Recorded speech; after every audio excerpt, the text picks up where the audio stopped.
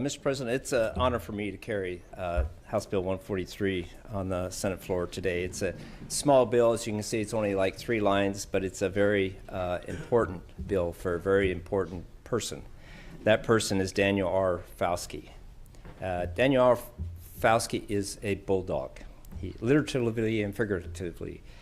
He holds a master's degree in business administration from Gonzaga University, and those of you who follow basketball know Gonzaga is the Bulldogs, and they're in the Final Four of the NCAA basketball tournament. First time in their school history. And so when people ask, well, how did Gonzaga become such a great basketball team? And words like hard work, dedication, teamwork, perseverance, leadership, all are words that describe the Gonzaga basketball team. But, Mr. President, these are the same words that people use to describe Daniel R. Fauske. Figuratively, Dan is a bulldog. He's tenacious. He doesn't let go until the job is done, and it's done correctly and successfully. This is the Dan Fauske that most of us in this body have grown to know over the many decades of public service that Mr. Fauske has given.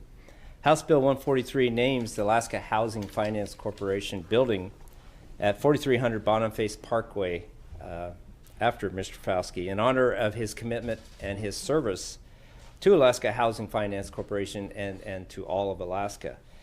The building at 4300 Boniface is a fitting tribute to Dan Fauske for his long list of accomplishments and his efforts to establish Alaska Housing Finance Corporation as a premier public finance and housing institution.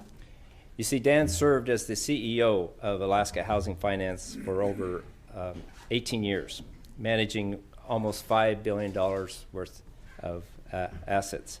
And under his leadership, Alaska Housing Finance played a key role in providing affordable housing statewide and giving folks the opportunity to have the American dream to own their own house. He established innovative programs to help all of Alaska, especially rural Alaska, providing housing for village public safety officers, for teachers and health professionals who had a difficult time finding housing in rural Alaska, and providing housing programs that supported victims of domestic violence in Alaska. So as you can see, he's been involved in statewide housing issues almost his whole career. While CEO, Alaska Housing issued over $7.5 billion worth of bonds and contributed $1.9 billion back to the state of Alaska through cash transfers, dividends, capital projects, and debt service payments. I know as the former capital budget person for both this body and the previous body, we always look forward to those Alaska housing dividends, because then we use those to help with the capital project or capital budget, which we've all benefited from. And Mr. Fauske worked very closely with our friend, our colleague, the senator from Bethel, to start an extremely popular program, probably one of the most popular programs and successful programs that we have in the state of Alaska, and that's that weatherization and home energy rebate program, which was started in 2008. The program provided weatherization upgrades for renters, homeowners, and rebates for energy improvements for nearly 16,000 homes, again, statewide. Mr. Fauske saw the importance of providing these programs as a tool to help Alaskans cope with the high energy costs, again, especially in the rural areas of our state. And that's what Dan does. If there's a problem, he is one of the first people to say, hey, let's sit down, brainstorm, and together let's work on this.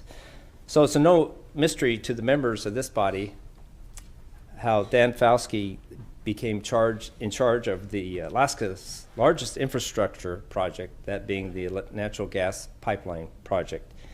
It is because he is trusted, he's resourceful, he's innovative, he understands public-private finance, and he can put a team together that delivers. He was the perfect choice for that job. And in 2010, he was the CEO still of Alaska Housing Finance, and that's when he started his work with the Alaska, with the natural gas pipeline project. He was doing both jobs at the same time.